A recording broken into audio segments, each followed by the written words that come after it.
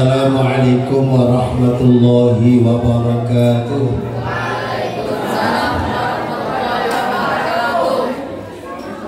Yang belakang masih ngomong-ngomongan sendiri. Mas-mas mohon diperhatikan. Gak lama kok, paling 2 jam saja. Dijawab ya salam saya, tak doakan yang jawab salam saya rezekinya lancar. Besok istrinya cantik. Enggak, sepertinya enggak.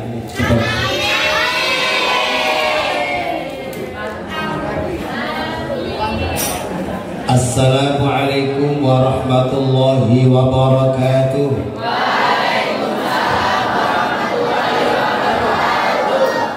Alhamdulillah, tiba-tiba kompak jawabnya nek didongakno pacare ganteng.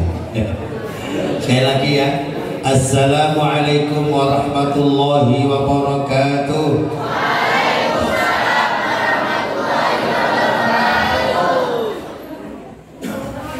Bismillahirrahmanirrahim. Alhamdulillahi rabbil alamin.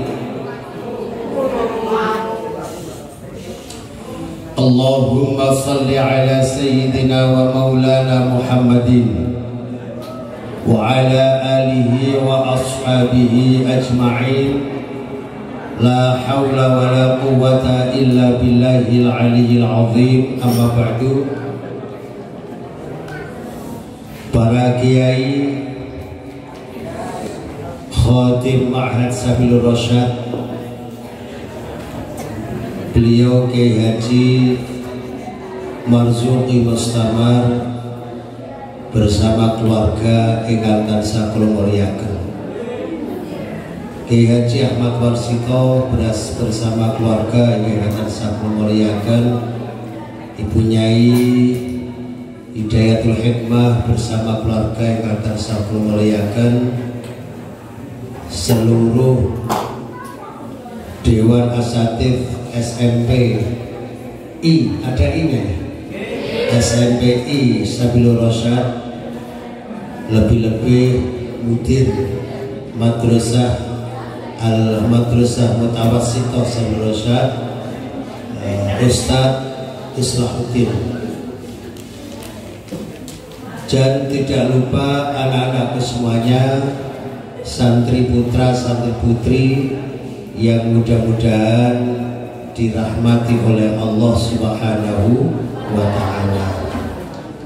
Alhamdulillah, dengan izin Allah pada siang hari ini saya bisa ketemu, berjumpa dengan adik-adik SMP Sabilur Rasyad ini dalam rangka kita memperingati Hari Isra Mi'raj Kanjeng Nabi Muhammad sallallahu alaihi wasallam. Anak-anakku semuanya yang dirahmati oleh Allah Subhanahu wa taala, banyak pelajaran yang bisa kita petik, kita ambil dari peristiwa Isra dan Mi'rajnya Kanjeng Nabi Muhammad sallallahu alaihi wasallam. Apa pelajaran? Yang pertama, Isra Mi'raj ini merupakan buah kesabaran Kanjeng Nabi Muhammad sallallahu alaihi wasallam ketika Kanjeng Nabi mendapat musibah besar. Kira-kira musibah apa itu yang menjadikan Kanjeng Nabi sedih tapi selalu disertai sabar? Sedih itu adalah ekspresi daripada musibah yang dialami oleh Kanjeng Nabi, tetapi sabar adalah perlakuan batin yang ada diri Rasulullah Sallallahu Alaihi Wasallam. Ayo, biar kondusif.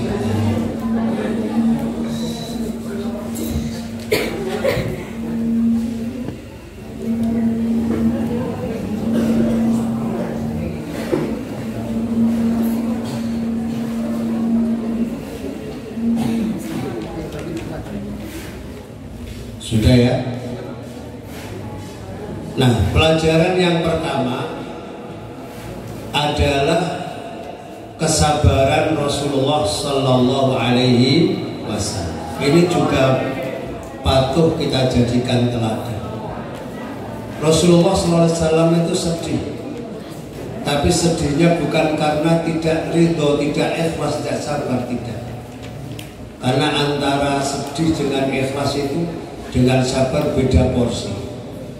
Saya sampaikan tadi kalau sedih itu ekspresi daripada tubuh kita berkaitan dengan sebuah musibah. Tetapi kalau sabar ini adalah perilaku batin Kanjeng Nabi yang menerima betul terhadap apa yang Allah berikan kepada Kanjeng Nabi. Apa itu? Pertama, Kanjeng Nabi sedih lantaran ditinggal sedo, meninggal dunia daripada istri tertinggalnya Kanjeng Nabi. Siapa itu? Siapa? Sayyidah Khadijah. Dan Kanjeng Nabi ini nyuwun sewu, suami yang betul-betul mencintai terhadap Sayyidah Khadijah. Aja dulu para anak, jangan dibesar kecilkan biar gak ngangin-ngangin. Nah, wes penak. Soalnya penak. Jangan dilebar, ngangin naik. Ya, wes. Sayyidah Khadijah itu istrinya Kanjeng Nabi yang sangat dicintai. Sehingga Kanjeng Nabi itu tidak menikah dengan istri yang lainnya sebelum istrinya itu sedo. Jadi ketika masih hidup itu ditawari nikah itu tidak mau lagi. Itu Kanjeng Nabi Muhammad. Dan semua istri Kanjeng Nabi itu tidak karena pilihan Kanjeng Nabi, bukan, tapi karena perintah dari Allah Subhanahu wa Ta'ala.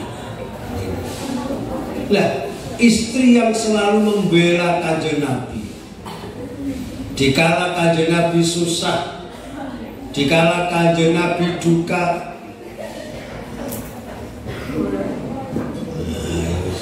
Wes aja rene-rene, meleng-meleng. Udah cukup. Jadi Kanjeng Nabi ditinggal sedo Sayyidah Khadijah ini sedihnya bukan main. Kenapa? Karena Sayyidah Khadijah ini adalah istri Kanjeng Nabi yang beliau cintai, dan beliau tidak menikah dengan istri yang lainnya kecuali ketika Sayyidah Khadijah sudah meninggal dunia. Makanya ustadz-ustadz itu yang ingin meniru Kanjeng Nabi yang menikah lebih dari satu itu, ini mestinya prakteknya menunggu istri yang pertama meninggal dulu. Makanya Ustadz Gufron itu, ini kalau ingin menikah lagi nunggu istri yang pertama meninggal. Kalau itu namanya sunnah. Lalu belum hilang kesedihan Kanjeng Nabi, disusul pamannya Abu Thalib itu meninggal juga. Meninggal. Begitu besar kesukaan Kanjeng Nabi, kesusahan Kanjeng Nabi, karena ditinggal dua sosok yang selalu membantu perjuangan Kanjeng Nabi, maka Kanjeng Nabi ketika itulah sedih. Ekspresi dari bentuk Kanjeng Nabi ditinggal orang-orang yang dicintai itu, maka muncullah rasa sedih. Mosok ditinggal sang kekasih, ditinggal suami, ditinggal istri, tinggal saudara yang sangat dicintai, guyang-guyu, kan nggak pantas. Nah ini yang patut kita jadikan pelajaran. Ya. Apapun yang menimpa pada diri kita, mungkin kita ditinggal oleh sosok-sosok yang kita cintai. Ya, ini ada yang ditinggal oleh orang tuanya, ada yang ditinggal oleh kakaknya, atau bahkan ada yang tinggal sang kekasihnya. Ini bisa jadi seperti itu. Maka ketika kita menghadapi seperti itu, maka yang kita lakukan sebagaimana yang dicontohkan oleh Kanjeng Nabi, tetap sabar, ikhlas. Kadang-kadang nyuwun sewu kita diuji oleh Allah kirimannya telat. Ada nggak yang kiriman telat? Atau turah-turah? Nah ini, saya kemarin itu dengan anak saya yang di Lirboyo, Alwi dan Nama sekarang di Lirboyo. Jadi mengambil program Qiraah Sab'ah. Jadi paling setahun selesai. Setahun lagi selesai. Ini nyuwun sewu. Ketika nelpon bah duitnya telas, anak pelanen bah duitnya telah dikirim itu belum dilalah. Apa namanya? Error. Ini apa namanya? Rekeningnya error. Sehingga nggak bisa diambil. Ini kan bagian daripada ujian santri. Maka santri apabila seperti ini, ketika duduk seperti ini, jangan lantas marah, jangan lantas melakukan sesuatu yang merugikan, tapi tetap justru bersabar, ikhlas sambil memohon kepada Allah Subhanahu wa Ta'ala. Ini kadang-kadang yang telat dari orang tuanya, dilalah duitnya gak ketok-ketok, wong tuanya kirim gak duit. Ada nggak yang seperti itu? Ada, saya yakin ada. Salah satu santri yang mungkin ketika uangnya sudah habis, sudah minta kiriman orang tua, tapi wong tua nih nggak punya duit. Dan ini saya alami juga. Dulu saya di Langitan, dulu saya di Sanang, itu mengalami hal seperti itu. Sehingga saya makan harus buru-buru masak. Itu ada teman-teman masakan, aku semasak tapi opae mangan bareng. Oke. Jadi kalau masak opae mangan bareng. Masak opae mangan bareng. Saya di Langitan pernah gak punya uang, gak duit, gak duit beras, gak duit apa-apa. Untung kompornya ada apa namanya? Ada gasnya, ada minyak gas ketika itu. Saya masak dengan nasi aking. Apa nasi aking ini? Apa nasi aking gak ngerti? Wih, Mbak ini, nasi aking itu apa? Al-karaku. Ngerti al-karaku? Loh, ini alhamdulillah, makanya Nun Sewu di Langitan itu. Di Langitan itu kalau ada nasi yang lebih, ini nggak boleh dibuang. Ditaruh di tempat khusus untuk nasi yang lebihan. Ketika nasi yang lebih-lebih sudah ditaruh di tempat situ, maka pengurus itu memberikan mengurusi nasi itu. Jadi nasi nanti dijemur sampai kering, kalau sudah kering dikumpulkan, maka menjadi karak. Loh, saya itu alhamdulillah sampai beberapa hari itu saya makan karak. Pagi yo mangan karak, sore yo mangan karak, bengi yo mangan karak. Tapi tak masak, dan alhamdulillah masaknya cepat buatnya karak. Paling 2 menit, 3 menit, maksimal 5 menit mateng. Begitu. Cemplungin uyah, asin-asin titik enak. Uyah habis, ambil lupin, cemplung no, bahasa asin. Itu saya laksanakan, saya alami kesedihan seperti itu. Tapi saya tidak patah arang, tetap semangat, tetap terus ngaji, dan tidak melakukan hal-hal yang dilarang. Ini loh, apa nyolong, apa mencuri, apa ngutil, mengambil barangnya temannya.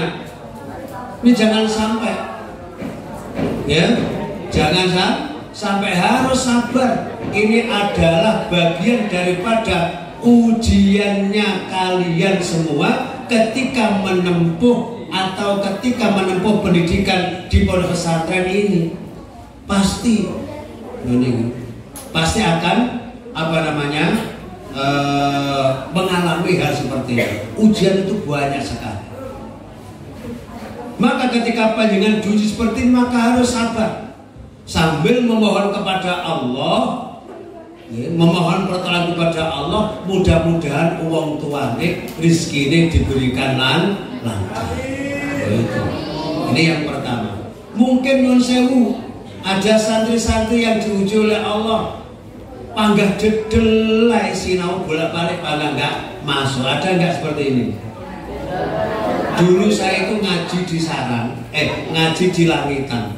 Saya itu menghafalkan mulai dari Imriti. Kalau juru mi'acuh saya hafal mulai dari rumah ngaji dengan bapak saya sendiri. Terus di langitan itu saya menghafalkan Imriti, lalu menghafalkan Alfiyah, apal, tapi gak dong-dong saya. Ketika saya dipanggil, disuruh baca, disuruh nerangkan ini kalimat apa, kalimat isim, kalimat fi'il, gak dong sama sekali saya. Nangis, ya Allah, kok gak dong-dong ya apa ya Allah. Gak mudeng itu, apa gak mudeng itu? Gak paham. Itu karena dedelnya saya. Itu karena dedelnya saya. Mungkin panjangan lebih dedel daripada saya. Apabila Anda seperti itu, seperti yang saya alami, maka yang kita lakukan adalah sabar. Lah, bentuk sabarnya itu adalah kita tetap belajar. Tetap belajar, tetap sinau. Lho niku, kula yakin barokah belajar, barokah sinau, insya Allah yang dedel-dedel itu malah menjadi hilang. Ikut sabarnya Kanjeng Nabi Muhammad Sallallahu Alaihi Wasallam. Ini pelajaran yang pertama. Pelajaran yang kedua dari peristiwa Isra Mi'raj, yang mana dari buah sabarnya Kanjeng Nabi ini Allah menghibur Kanjeng Nabi dengan Isra dan Mi'raj. Nah ini. Jadi Isra Mi'raj ini buah kesabaran Kanjeng Nabi. Saya yakin kalau panjenengan sabar menghadapi ujian-ujian ini, maka panjenengan akan diisrakan dan dimi'rajkan oleh Allah SWT untuk mencapai cita-citanya yang tinggi. Ini yang pertama. Yang kedua, anak-anakku, dalam peristiwa Isra Mi'raj ada banyak pelajaran, diantaranya adalah Kanjeng Nabi itu ketika Isra Mi'raj ini singgah ke beberapa tempat. Pertama singgah di Madinah, nomor 2 singgah di Madian, nomor 3 pindah di Bukit Tursina, lalu singgah lagi di Baitul Lahm, lalu baru menuju Baitul Maqdis. Apa ini? Ternyata tempat-tempat itu adalah tempat-tempat yang bersejarah. Kalau Madinah ini Allah menginformasikan kepada Kanjeng Nabi bahwa Madinah itu adalah tempat yang akan dijadikan tempat hijrahnya Kanjeng Nabi. Mengenai Kanjeng Nabi ketika hijrah Thaif nggak berhasil, karena bukan di situ hijrahnya, tetapi hijrahnya Kanjeng Nabi adalah di Madinah. Nah ini. Dan itu artinya apa? Ketika kita mau hijrah, mencari tempat untuk menjadikan kita dakwah, untuk mencari ilmu dan sebagainya, ini perlu disurvei, perlu ditinjau. Ya apa ini? Aku ngaji di kono bagaimana, gurunya bagaimana, saya ngaji di Pondok Sabil Rosat ini siapa gurunya dan sebagainya. Ini perlu disurvei. Sehingga ketika panjenengan mensurvei tempat itu, sebagaimana Kanjeng Nabi mensurvei Madinah, dan ternyata Madinah itu tempat yang sangat indah, daerah yang sangat indah. Ketika itu kalau disampaikan dalam buku-buku Isra itu, di situ banyak tandurannya, banyak macam-macamnya. Maka akhirnya itu berarti Kanjeng Nabi mensurvei dulu, melihat dulu tempat yang akan dijadikan tempat hijrahnya Kanjeng Nabi. Ini juga begitu pelajaran bagi kita. Dulu saya nyuwun sewu sebelum menjatuhkan pilihan di Pondok Gase ini, saya itu dulu mensurvei beberapa pondok. Banyak pondok di Malang ini, banyak pondok yang saya survei. Mulai dari, enggak saya sebut pondoknya, pokoknya ada 6 kalau enggak 7 pondok. Yang terakhir di sini. Nah di sini itu dulu tempatnya, nuwun sewu, Oh, nggak seperti ini. Ini belum, aduh guys. Umum masjidnya masih belum dibangun, masih masjid lama, dan dalam masjid itu masih ditumbuhi akar namanya alang-alang itu, dhuwure sak meter-meter itu. Jadi belum bisa dibuat sholat. Sholatnya di ruang ngaji paling bawah dulu, di ruang ngaji tapi yang paling bawah. Itu ya tempat yang sebelah kanan, yang sebelah barat, sebelah timur. Kan ada 2 kamar terdiri, ada 2 kelas. Yang kelas bagian barat itu dibuat untuk tempat tidur, di sebelahnya timur itu dibuat untuk sholat dan jamaahnya di situ dulu sebelum menggunakan masjid. Tetapi saya begitu masuk di sini, hati saya langsung klep, wah ini kok cocok ini. Padahal secara umum ini nggak cocok, nggak banyak orang cocok di sini. Lalu saya istikharah, minta pendapat kepada Allah, minta dekengan pusat. Oh, kalau bahasanya Gus Ikdam dekengan pusat. Saya istikharah itu di sini, dan hasilnya istikharah saya melihat sepanjang pandangan saya itu penuh dengan air. Airnya jernih, airnya bening sepanjang ini, sepanjang pandangan saya itu air tok di sini. Dan airnya bening sekali. Begitu saya bangun, masya Allah, di banyu. Biasanya kalau air itu kalau bening, ini pertanda isyarat akan ilmu. Maka akhirnya saya menjatuhkan pribadi saya di sini, dan alhamdulillah sampai sekarang saya masih ada di sini. Itu menunjukkan apa? Ini adalah tempat yang baik bagi kita untuk menimba ilmu. Pokok panjenengan di sini insya Allah luas ilmunya dan luas pengalamannya. Loh itu. Dan ini jadi pelajaran bagi kita. Jadi kita tinjau dulu, kita survei dulu, perlu kita istikharah. Tapi seperti yang dilakukan Kanjeng Nabi, langsung petunjuk dari Allah di bawah malaikat Jibril. Ini yang pertama. Lalu kedua ada di Madian, kemudian di Jabal Tursina, kemudian di Baitul Laham. Ini adalah tempat-tempat bersejarah, di mana di tempat itu banyak para nabi. Seperti di Madian itu Kanjeng Nabi singgah istirahat dan sholat 2 rakaat di bawah pohon, yang pohon itu pernah disinggahi oleh Nabi siapa? Nabi Musa. Lalu di Bukit Rusnya juga begitu. Di Bethlehem, di tempat kelahirannya Nabi Isa alaihissalam. Nah ini Kanjeng Nabi sholat 2 rakaat di situ.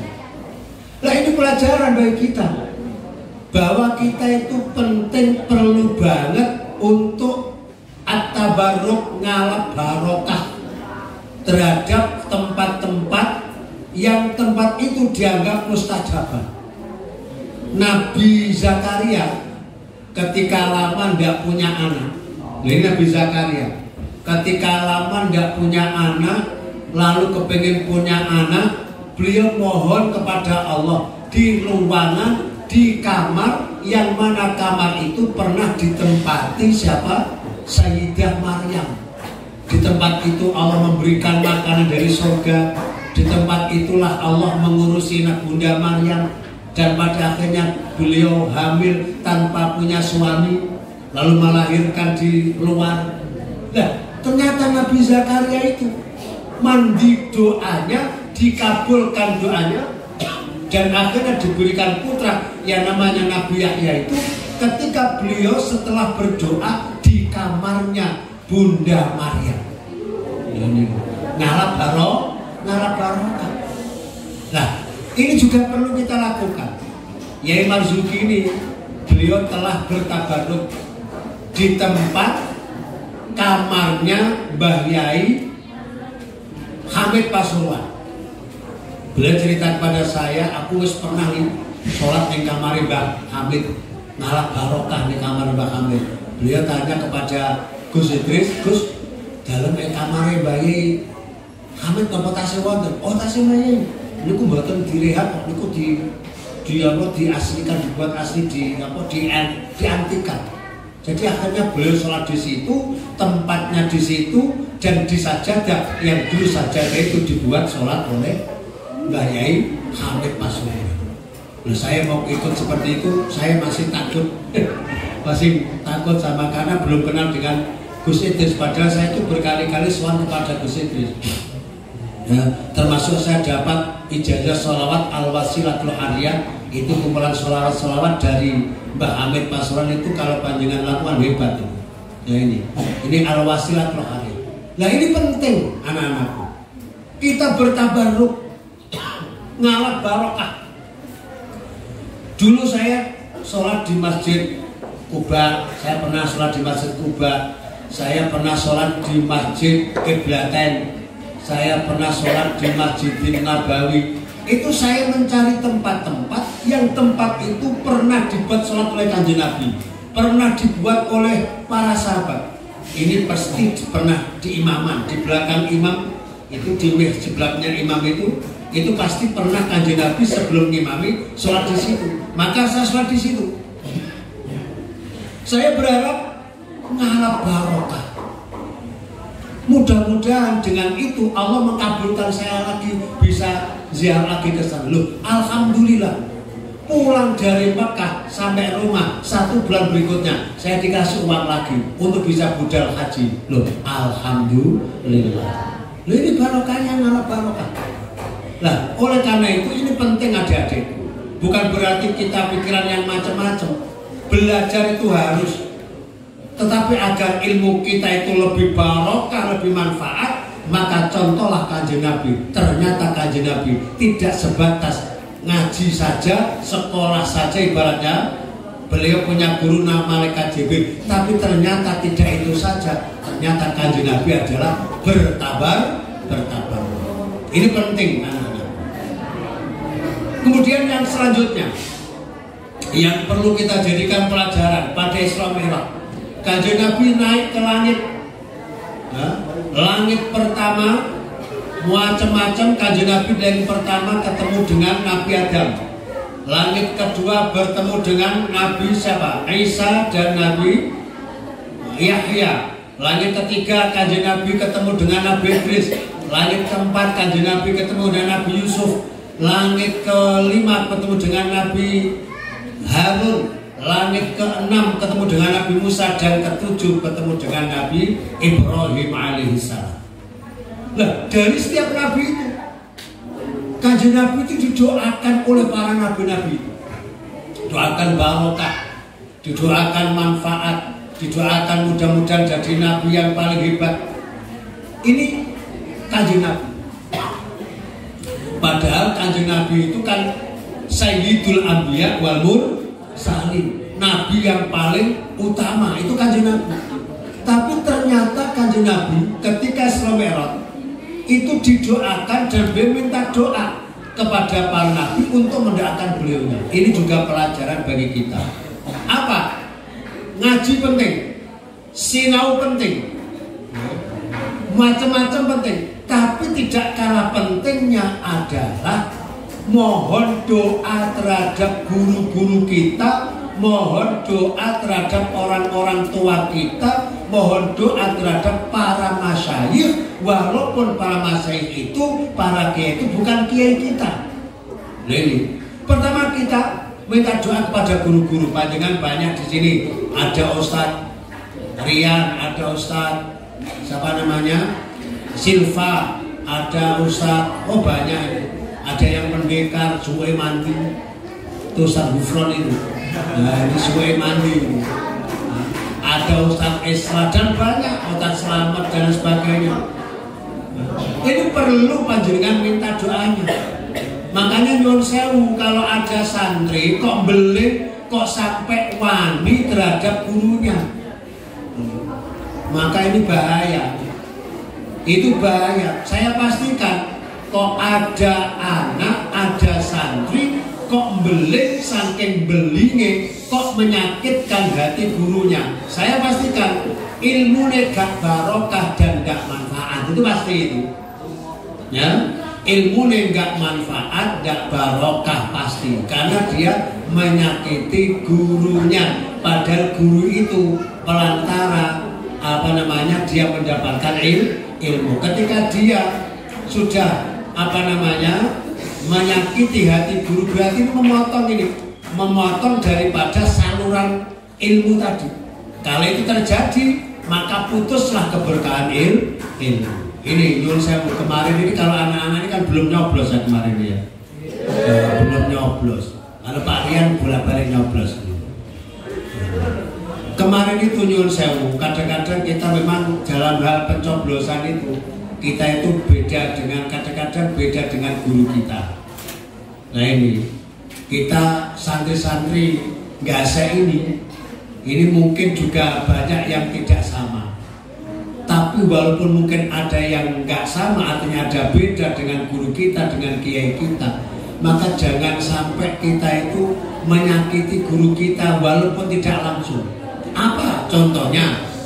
Contohnya ini, saya misalnya beda dengan pilihan Yai Marzuki misalnya, lalu saya membuat status, ya status saya itu bisa dilihat oleh termasuk Yai Marzuki, Bunyai dan sebagainya. Ternyata saya berseberangan dengan guru saya. Loh, status saya ini tidak secara langsung ini menyakiti guru saya. Nah kalau itu terjadi, apa mungkin saya ketika menyakiti guru saya ini lalu saya berharap ilmu saya bisa barokah? Jangan harap. Karena sedikit panjenengan menyakiti guru, sengaja atau tidak sengaja, langsung atau tidak langsung, kok menyakiti guru, ngalamat gak barokah. Dan heran saya, ada santri yang terang-terangan bahkan di dalam grup itu, terang-terangan mengatakan berseberangan dengan gurunya. Ngalamat iki. Kalau nggak tobat ngalamat ini. Saya itu sering berseberangan dengan guru-guru. Guru saya itu banyak kok. Guru saya itu banyak, Langitan guru saya, Sarah guru saya, itu banyak guru saya. Tapi di antara guru saya kan ada yang nggak sama dengan saya. Maka saya tidak pernah membuat status mau menyampaikan secara langsung saya beda dengan guru saya. Saya pendam dalam hati saya. Kenapa? Karena saya khawatir itu menyakitkan guru saya. Makanya Anda adik-adik itu harus selalu minta didoakan oleh guru dan jangan sekali-sekali menyakiti bapak dan ibu guru. Gundul. Siap ya, jangan sampai menyakiti guru ya. Siap. Ojo sampai nyakiti guru ngalamat. Ayo deh, samblek sama ini. Siap. Nah ini betul ya, jangan sampai berani. Itu kunci dia. Kunci agar kita mendapatkan ilmu barokah ini dari Allah Subhanahu wa Ta'ala. Kuncinya jangan menyakiti hati guru kita langsung atau tidak langsung. Jangan sampai itu terjadi. Nah ini yang pelajarannya seperti itu. Diminta doa. Kalau perlu kita perbanyak, sering-sering kita minta doa kepada guru-guru kita. Lalu ketika kita itu sudah pada guru kita, lalu sowan Mbah Yai Marzuki, sowan datang Usa Yai Warsito dan sebagainya, minta didoakan, Mbah Yai doakan mudah-mudahan barokah ilmu saya dan manfaat. Saya dulu, ketika saya masih di sini, saya tuh sering keliling. Setiap sebulan sekali itu saya keliling. Pertama ziarah makom para wali-wali, kedua ziarah sowan datang para kiai. Bukan untuk apa-apa, minta didoakan saja saya itu. Mbak Yai mau didoakan Allah selesai. Yai itu berkali-kali. Jadi sekali jalan, ini ada beberapa kuburan yang saya ziarahi, juga ada beberapa kiai yang saya sowani. Bukan untuk apa-apa, tapi saya minta izin dulu kepada Yai Marzuki. Yai bisa akad kalau badai mohon izin, badai sowan-sowan kali ziarah. Oke, insya Allah sowan ini, insya Allah sowan. Alhamdulillah diizin. Pokok terus terang. Nah, sekarang itu nggak terus terang keluyuran tanpa minta izin, jangan sampai loh ya. Ini kadang-kadang ada anak-anak keluar sampai malam tanpa izin, tapi nggak sini, sana, badut. Insya Allah sini yang nulari. Ya jangan ya, jangan menyakiti guru. Terus kemudian anak-anakku, terakhir Kanjeng Nabi ketika Isra Mi'raj ini membawa oleh-oleh yang namanya apa? Sholat. Nah, kuncinya di sini. Jadi apa namanya? Kunci kesuksesan kita yang paling terakhir adalah kita itu sholat. Ini anak-anakku, kalau kita menjumpai mungkin orang tua kita itu sulit nyambut gawe ini pengalaman saya. Kalau panjenengan mendapati kirimannya sampai kok telat, bapak ini nyambut gawe lo dilalah pekerjaannya itu sudah dikerjakan semua, wae gajian cek beratnya bukan main. Ini ada permasalahan di anak-anaknya. Ini biasanya anak-anaknya bermasalah dalam hal sholatnya. Ini saya tekankan, ini betul loh nih. Kalau ada orang tua itu kok seret nyambut gawe nih rizkine cek angel gak karu-karuan. Ini diantara penyebabnya ada yang gak beres dari anak-anaknya. Gak beres dalam hal apa? Gak beres dari sholatnya. Ini mungkin dia ketika di pondok gak sholat atau sholat tapi teledor. Pokoknya sholat cukup selesai. Ada yang seperti itu? Halo? Ada yang seperti itu? Ada yang nggak sholat? Mas, ada yang nggak sholat? Nah kalau Anda di pondok saja nggak sholat, bagaimana nanti kalau di luar pondok? Kalau mbak-mbak mah alasannya macam-macam. Apunten kalau mboten sholat apa aman wes. Tiba-tiba itu adalah malas. Bukan menstruasi, tiba-tiba malas dan sulit. Nah ini loh ya. Jadi ketika kita ingin orang tua kita itu beres rizkinya, maka anak jangan sekali-sekali teledor sholatnya. Ini kunci kesuksesan orang tua. Ini adalah sukses juga dari anak-anaknya. Ketika anak ini beres sholatnya, maka orang tua diberesi oleh Allah Subhanahu wa Ta'ala. Jangan rezeki. Ini yang pertama. Yang kedua, sholat ini menjadi ukuran sejauh mana akhlak sampean ini, sejauh mana karakter sampean ini. Jadi guru nggak usah sulit-sulit untuk menilai karakter ini anak santri saya itu karakternya baik atau tidak, akhlaknya baik atau tidak. Ini nggak usah melihat macam-macam, lihat saja absen tentang sholatnya. Kalau memang ada absen, kalau anak-anak ini santri-santri ini sholatnya beres, absennya beres, zuhur jamaah, ngasar jamaah, maghrib jamaah, isya jamaah, subuh jamaah, langsung akhlaknya 100 aman. Loh itu walaupun mungkin anak itu BODO. Apa BODO itu? Nah itu walaupun begitu, tapi kalau sholatnya beres, apa-apanya beres, maka nilai karakter, nilai moralnya, nilai sifatnya adalah serah. Loh itu bisa dinilai dari itu. Tapi sebaliknya, kalau anak ini rajin, macam-macamnya rajin, tapi sholatnya bolong-bolong, zuhur gak jamaah, atau sholatnya bahkan bisa ditinggalkan, ngasar tidak, maghrib tidak, isya tidak, subuh apalagi, maka nilai karakternya adalah 0, paling telu nilai monyet. Karena itu kunci. Bagaimana seorang anak berakhlakul karimah ketika dia punya masalah dengan sholatnya?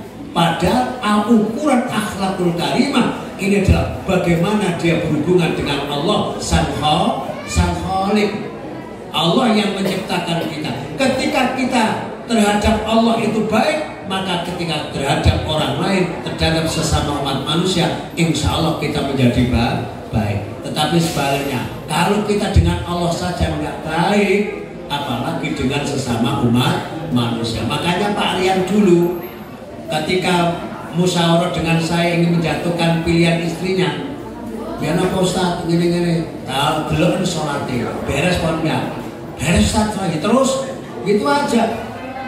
Jadi pertimbangan itu sholat, senajan anaknya cantik. Nah, begitu. Nah, itu pasti ya. Jadi sholat ini menjadi kunci. Ya. Inna sholata tanha 'anil fahsya'i wal munkar. Makanya nyuwun sewu, saya itu bisa melihat anak-anak ini rajin atau tidak, punya akhlak atau tidak, itu saya cukup lihat dengan sholatnya. Kalau sholatnya baik, maka selainnya adalah baik. Makanya saya bisa menetapkan ketika ada anak sing gawene melanggar, sekolah melanggar, larangan pondok dilanggar, dilarang mencuri, kadang-kadang mengambil uangnya temannya, dilarang gosok, kadang-kadang gosok, dilarang tukaran, tukaran yang karo koncone. Nah, ada yang sering tukaran ini? Ada yang sering bertengkar? Nggak ada ya, alhamdulillah. Maka saya pastikan anak-anak yang suka melanggar itu pasti sholatnya nggak baik. Pasti wes tidak bisa tidak. Baik, pokok arek angel kandhanane biasane sholatnya ndak beres. Maka melalui peristiwa peringatan Isra Mi'raj ini, melalui peringatan peristiwa Isra Mi'raj ini, maka saya minta anak-anak saya ini semuanya gatekno sholat. Inna sholata tanha 'anil fahsya'i wal munkar. Sholat itu bisa mencegah dari perbuatan keji dan perbuatan munkar. Perbuatan keji dan perbuatan munkar bagi santri yo enggak sholat. Teledor sholatnya itu perbuatan yang luar biasa. Maka saya minta sholatnya diperhatikan. Salah satu sukses Anda, baik sukses dunia akhirat nanti, ditentukan sejauh mana Anda sholatnya. Kalau Anda sholatnya baik, insya Allah sukses dunia akhirat. Kalau sholatnya tidak baik, saya jamin tidak akan sukses dunia dan akhirat. Anak-anakku, ini aja yang bisa kami sampaikan. Sebelumnya kami mohon maaf, mungkin kedatangan kami terlambat, dan karena suatu hal tadi, karena saya kaji di Majalah Ikhlas, rutinan di sana. Nah, ini saya biasanya jam 9:30 baru selesai.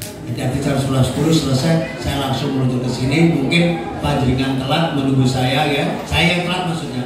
Ya, menunggu ketelatan saya. Oleh karena itu saya mohon maaf yang sebesar-besarnya. Mudah-mudahan perjumpaan kita pada siang hari ini mendapatkan barokah, rahmat dan ridho dari Allah Subhanahu wa taala. Amin ya rabbal alamin. Al-Fatihah. Bismillahirrahmanirrahim.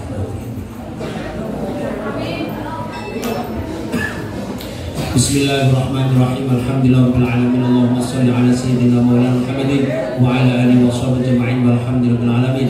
Allahumma ighfir lana wa liwalidina warhamhum kama rabbawna shighara wa li jami'il muslimina wal muslimat wal mu'minina wal ahya'i minhum wal amwat innaka 'ala kulli syai'in. Allahumma arham mada sayyidina Muhammad. Allahumma qassim mada sayyidina Muhammad. Allahumma farrij 'an mada sayyidina Muhammad. Sallimna wal muslimin wa 'afina wal muslimin wa'fu 'anna wa 'anil muslimin wa qina wa iyyahum syarra ma sa'id bi Allahumma arzuqna min nabiyyin wa 'idal mursalin ilhaman malaikatil muqarrabin برحمتك يا ارحم الراحمين. اللهم ارنا الحق حقا وارزقنا اتباعه وارنا الباطل باطلا وارزقنا اجتنابه. اللهم ارزقنا فهم النبيين وحفظ المرسلين هم ملائكة المقربين برحمتك يا ارحم الراحمين. اللهم بارك لنا يا الله فيما مضى من رجب وبارك لنا فيما بقي من شعبان وبلغنا رمضان. ربنا هب لنا من ازواجنا وذرياتنا قرة اعين واجعلنا للمتقين اماما. ربنا في الدنيا حسنه وفي الاخره حسنه وقنا عذاب النار. سبحان ربك رب العزة عما يصفون وسلام على المرسلين والحمد لله رب العالمين. بسر الفاتحة.